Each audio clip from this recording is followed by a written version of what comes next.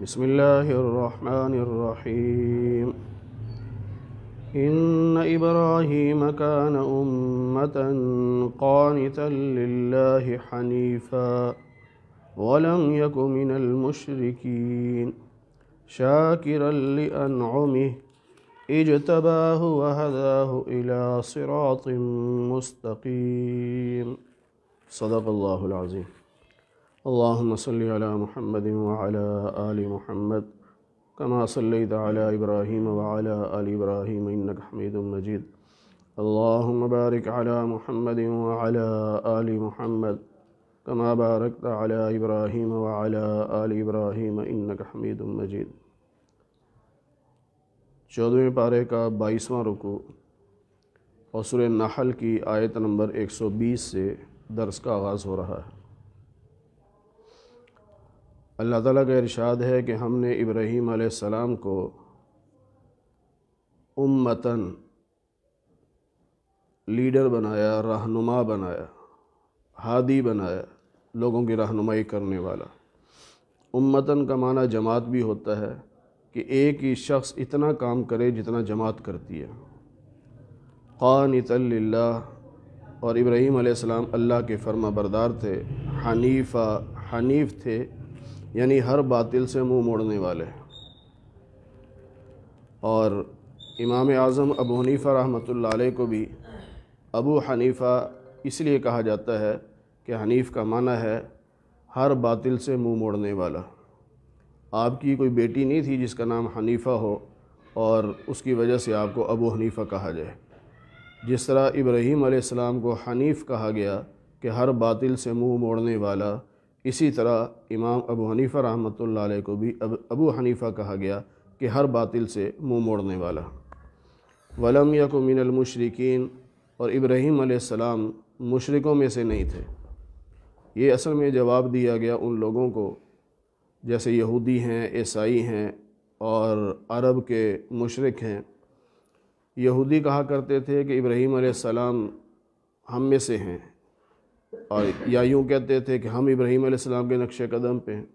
عیسائی کہتے ہیں ہم ابراہیم علیہ السلام کے نقش قدم پہ ہیں، عرب والے کہتے ہیں ہم ہیں۔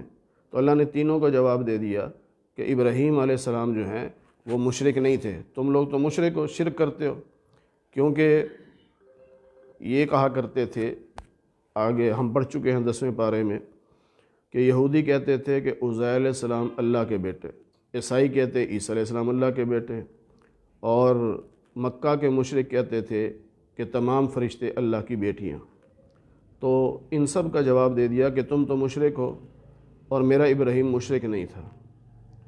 اب یہاں یہ مسئلہ بھی سمجھ لیجئے، آگے اب آ رہا ہے 25 دسمبر، تو یہ عیسائیوں کا یہ تہوار ہے مذہبی، اور ان کا یہ عقیدہ ہے کہ عیسیٰ علیہ السلام اللہ کے بیٹے ہیں۔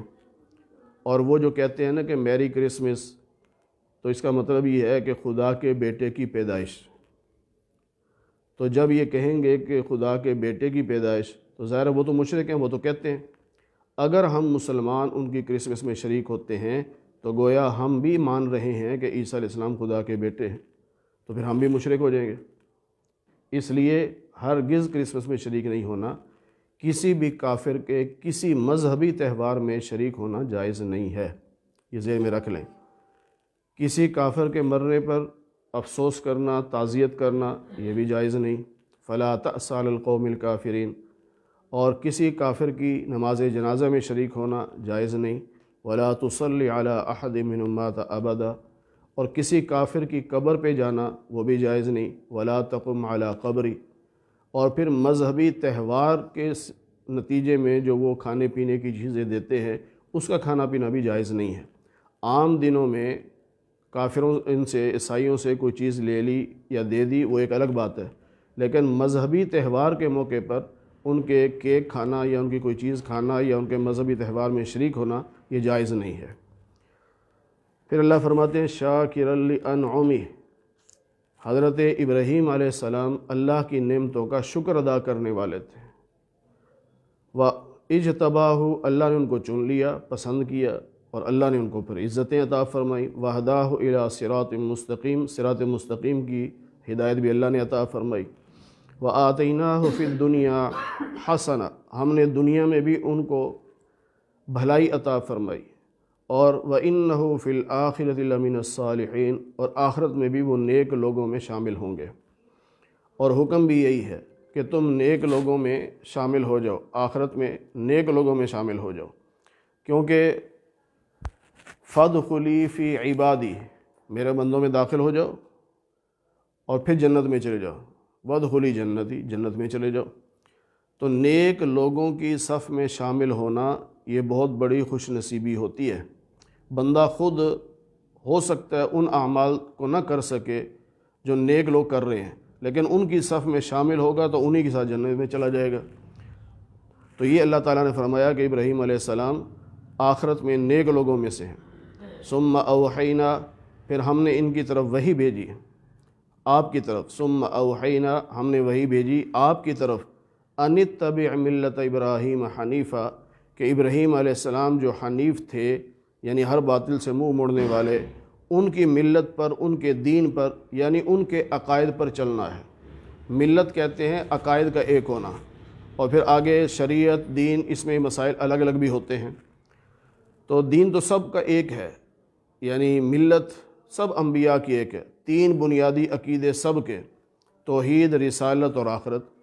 تو ابراہیم علیہ السلام والے عقیدے اپناؤ۔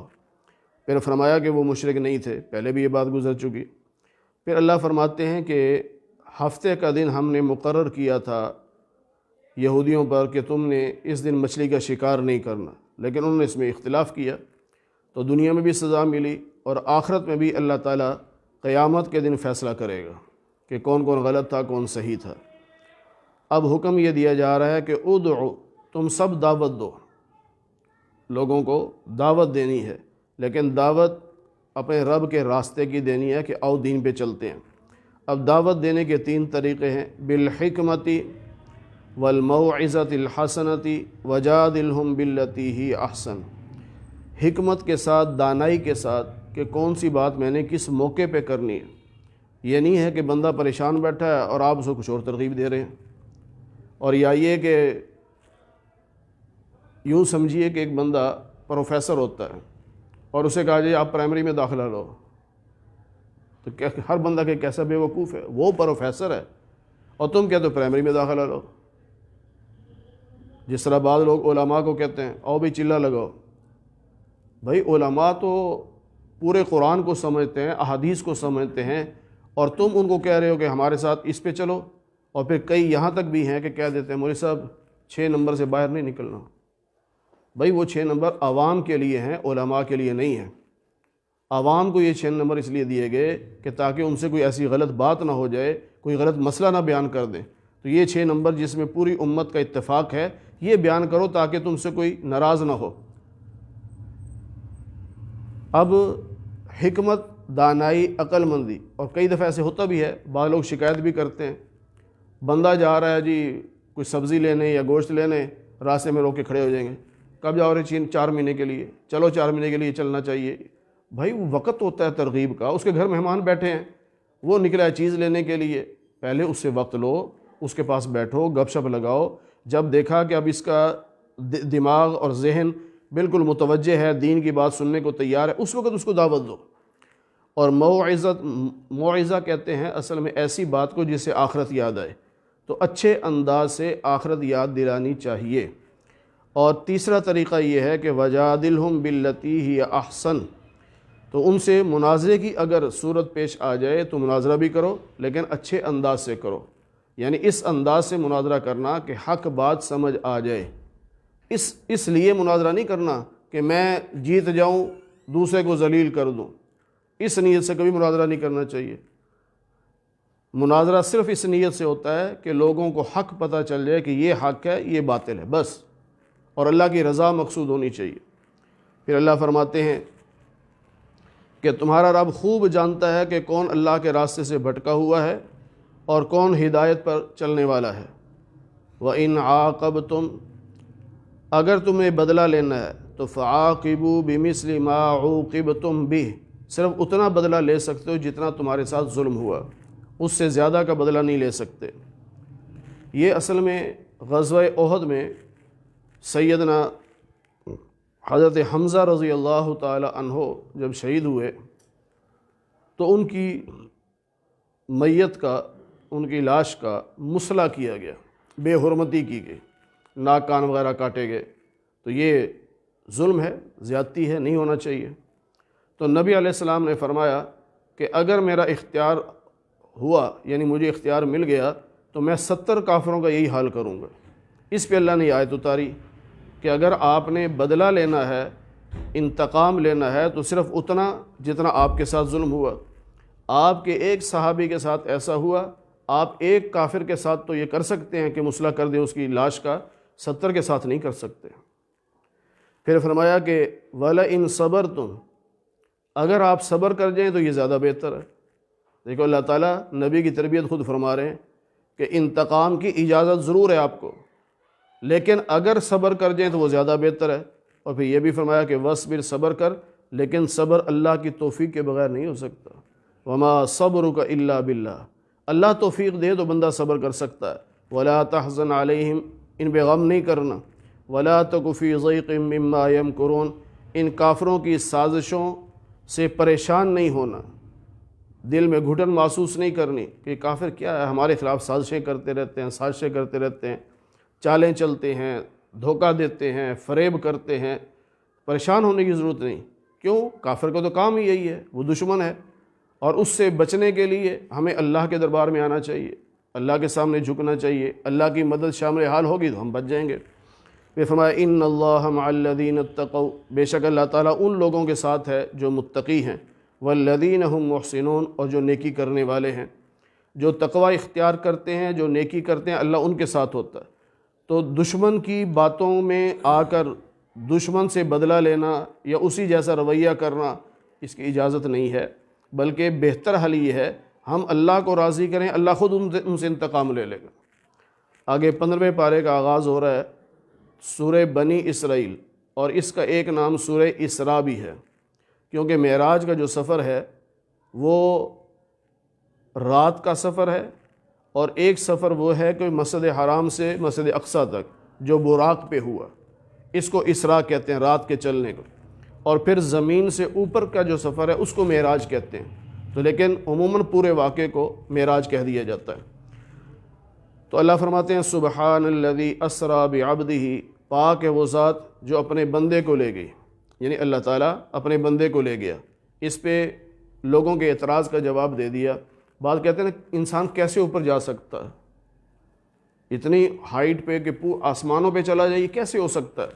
کیونکہ جتنا ہم اوپر جاتے ہیں تو ایک جگہ آتی ہے جہاں آکسیجن ختم ہو جاتی ہے، اب وہاں سے بندہ اوپر کیسے جا سکتا ہے؟ مر نہیں جاتا یا پھٹ نہیں جاتا؟ لوگ اعتراض کرتے ہیں۔ اللہ نے کہا جب میں خدا کہہ رہا ہوں کہ میں لے گیا ہوں تو پھر تمہیں اعتراض کا حق ہی نہیں ہے۔ اگر نبی کہے کہ میں خود گیا ہوں تو چلو پھر اعتراض ہوتا ہے نا، اللہ کہہ رہا ہے میں لے کے گیا ہوں تو اللہ پہ کیسے اعتراض کرو گے؟ کیا اللہ نہیں لے کے جا سکتا؟ اللہ لے کے جا سکتا ہے۔ پھر فرمایا اسرا، یعنی رات کو لے کے گئے، بعبدہ، اپنے بندے کو۔ عبد کسے کہتے ہیں؟ پورے جسم کو عبد کہتے ہیں نا، صرف روح کو تو عبد نہیں کہتے۔ تو بعض لوگ یہ کہتے ہیں کہ نبی پاک صلی اللہ علیہ وسلم کا جو معراج کا سفر ہے وہ صرف روح کا ہے، روح گئی تھی۔ اللہ کہتے ہیں نہیں، عبد گیا، یعنی روح اور جسم دونوں چیزیں۔ پھر فرمایا لیلاً، یہ ساری رات بھی نہیں لگی، رات کا مختصر سا حصہ، اس میں اللہ نے یہ سارا کام کروا دیا۔ اور کہاں سے لے کے گئے؟ من المسجد الحرام، مسجد حرام سے لے کر مسجد اقصیٰ تک، یہ ہے اسراء، رات کا سفر یہ گئے۔ کیوں لے کے گئے؟ الذی بارکنا حولہ، کیونکہ اس کے مسجد اقصیٰ کے اطراف میں ہم نے بڑی برکتیں رکھی ہیں اور ہم اپنی قدرت کی نشانیاں دکھانا چاہتے تھے۔ انبیاء کی سرزمین ہے اور وہاں اللہ نے بہت برکتیں رکھی ہیں تو وہ اللہ دکھانا چاہتے تھے۔ انہ هو السمیع البصیر، اللہ تعالیٰ ہر بات کا سننے والا اور دیکھنے والا ہے۔ اب یاد رکھیے گا، معراج کے سفر کو معجزہ ماننا یہ اہل سنت کی نشانی ہے۔ اگر کوئی شخص کہتا ہے جی میں نہیں مانتا کہ معراج جسمانی ہوا ہے تو وہ اہل سنت میں شامل نہیں ہوگا، وہ اہل سنت میں شامل نہیں۔ اور بعض لوگ ہیں جو انکار کرتے ہیں کہ نبی کا صرف نبی کی روح گئی تھی یا سوتے ہوئے آپ چلے گئے جاگتے ہوئے نہیں گئے، آپ کا جسم نہیں گیا، یہ انکار کرتے۔ پہلی بات تو یہ سمجھنی چاہیے کہ نبی پاک صلی اللہ علیہ وسلم نے جب صبح کے وقت کافروں کو بتایا کہ میں رات کو مسجد حرام سے مسجد اقصیٰ گیا ہوں، وہاں سے آسمانوں پہ گیا ہوں، تو مکہ والوں نے اعتراض کیا کہ یہ ممکن نہیں۔ اگر حضور نے فرمایا ہوتا کہ میں خواب میں گیا ہوں تو کسی نے انکار نہیں کرنا تھا، یا میری روح گئی تھی پھر بھی کسی نے اعتراض نہیں کرنا تھا۔ جب آپ نے فرمایا میں گیا ہوں تو مکہ والے سمجھ گئے کہ روح اور جسم دونوں چیزیں ہیں، تو اب انہوں نے کہا جی ہماری سمجھ میں نہیں آتا کہ یہ جسم کیسے جا سکتا۔ اور ہمارے اس دور میں سر سید احمد خان نے اس چیز کا انکار کیا، وہ معجزات کا انکار کرتا تھا، خاص طور پہ معراج کے معجزے کا، کہ یہ ناممکن، یہ نہیں ہو سکتا۔ پھر فرمایا کہ وَآتَيْنَا مُوسَى الْكِتَابَ، ہم نے موسیٰ علیہ السلام کو کتاب دی، وَجَعَلْنَاهُ هُدًى، پھر اس کتاب کو اور موسیٰ علیہ السلام کو ہم نے ہدایت کا ذریعہ بنایا بنی اسرائیل کے لیے، اور ہم نے کتاب میں ان کو یہ کہہ دیا کہ لا تتخذوا من دونی وکیلا، میرے علاوہ کسی اور کو کارساز نہ بنانا، مشکل کشا، حاجت روا، بگڑی بنانے والا کسی اور کو نہ سمجھنا، صرف میں اللہ ہی ہوں۔ ذریۃ من حملنا مع نوح، اور یہ جو بنی اسرائیل والے ہیں یہ اولاد ہیں ان لوگوں کی جو نوح علیہ السلام کے ساتھ کشتی میں سوار ہوئے تھے، ظاہر ہے وہی مسلمان بچے تھے، باقی سارے ہلاک ہو گئے تھے، تو ان کی اولاد میں بنی اسرائیل آئے۔ انہ کان عبدا شکورا، نوح علیہ السلام جو تھے وہ اللہ کے بندے تھے اور شکر ادا کرنے والے تھے۔ اللہ فرماتے ہیں ہم نے بنی اسرائیل کو یہ بھی بتا دیا تھا، ان کی کتاب میں لکھ دیا تھا کہ تم زمین میں 2 بار فساد کرو گے، یعنی فساد تو کئی بار کریں گے لیکن 2 بڑے واقعے پیش آئیں گے، اور تم سرکشی کرو گے، نافرمانی کرو گے۔ تو جب پہلا واقعہ پیش آیا تو ہم نے ان پر ایسے لوگ مسلط کر دیے جو بڑے سخت جنگجو تھے، بنی اسرائیل کے شہروں میں وہ داخل ہو گئے، خوب مار پیٹ کی، ان کا مال کو لوٹا، حتیٰ کہ مسجد اقصیٰ میں داخل ہوئے، وہاں کی بھی چیزیں جو قیمتی چیزیں سب اتار کے لے گئے۔ اللہ فرماتے ہیں جو اللہ کہتا ہے وہ تو ہو کے رہتا ہے نا۔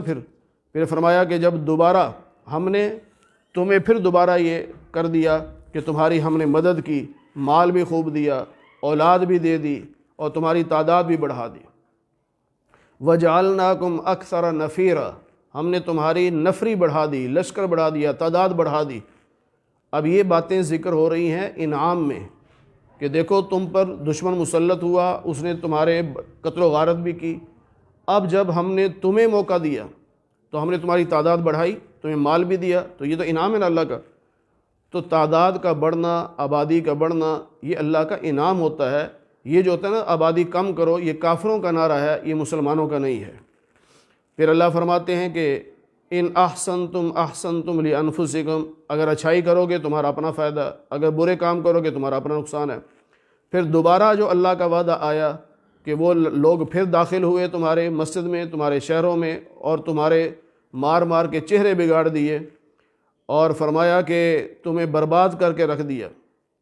2 بار ہوا، یہ بڑا واقعہ ہوا، ویسے تو کئی دفعہ ہوئے ہیں، علماء نے 6-7 واقعات بھی لکھے ہیں، لیکن جو بڑے واقعات تھے جو اللہ نے وعدہ کیا وہ 2 بار ہوئے۔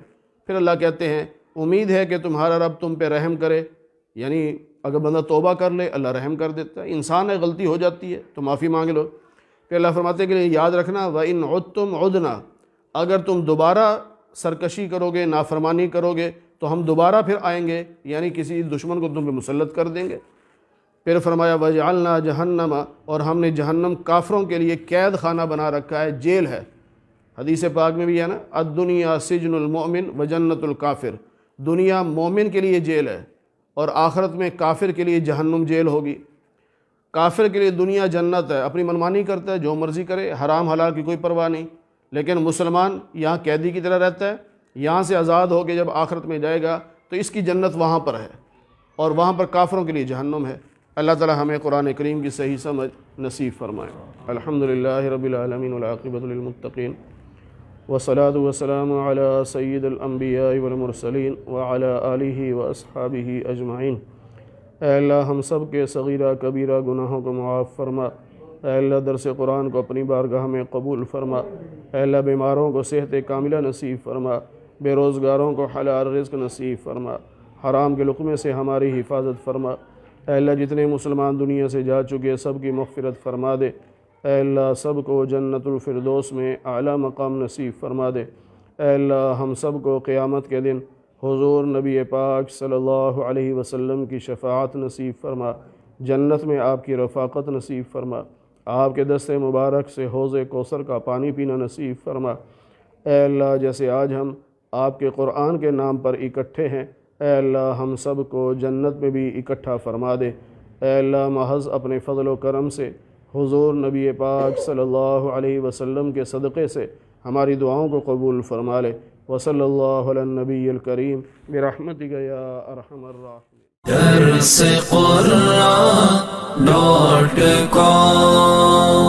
www.darsequran.com